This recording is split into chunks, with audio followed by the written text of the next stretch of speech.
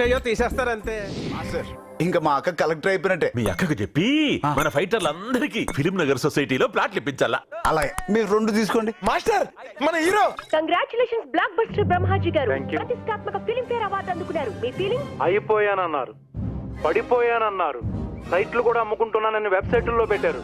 ఒక్క killer police cinema block buster అయి అందరి నోళ్ళు మూయించింది. బెస్ట్ యాక్షన్ హీరోగా ఈ బ్లాక్ లేడీని తెచ్చిపెట్టింది. దానికి కారణం నేనే కదా.